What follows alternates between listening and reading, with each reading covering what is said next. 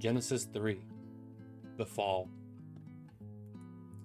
Now the serpent was more crafty than any other beast of the field that the Lord God had made. He said to the woman, "Did God actually say, 'You shall not eat of any tree in the garden?'" And the woman said to the serpent, "We may eat of the fruit of the trees in the garden, but God said, 'You shall not eat of the fruit of the tree that is in the midst of the garden, neither shall you touch it, lest you die.'" But the serpent said to the woman, "You will not surely die, for God knows that when you eat of it, your eyes will be opened, and you will be like God, knowing good and evil."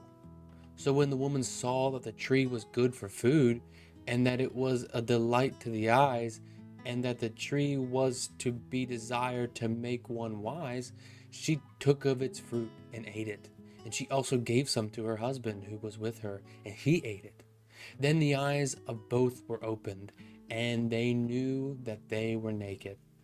And they sewed fig leaves together and made themselves loincloths. And they heard the sound of the Lord God walking in the garden in the cool of the day. And the man and his wife hid themselves from the presence of the Lord God among the trees of the garden. But the Lord God called to the man and said to him, "Where are you?" And he said, "I heard the sound of you in the garden, and I was afraid because I was naked and I hid myself." He said, "Who told you that you were naked?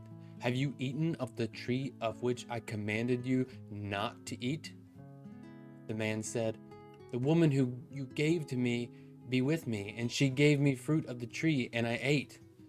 Then the Lord God said to the woman, "What is this that you have done?"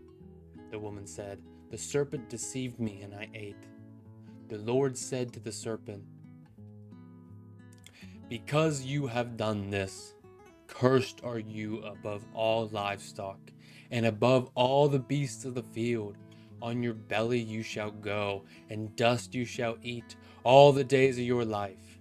I will put enmity between you and the woman, and between your offspring and her offspring.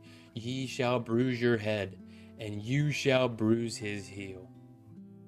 To the woman he said, "I will surely multiply your pain in childbearing. In pain you shall bring forth children. Your desire shall be contrary to your husband, but he shall rule over you." And to Adam he said, "Because you have listened to the voice of your wife, and have eaten of the tree of which I commanded you, you shall not eat. Cursed is the ground because of you. In pain you shall eat of it all the days of your life. Thorns and thistles it shall bring forth you, and you shall eat the plants of the field. By the sweat of your face you shall eat bread, till you return to the ground, for out of it you were taken. For you are dust, and to dust you shall return." The man called his wife's name Eve, because she was the mother of all living.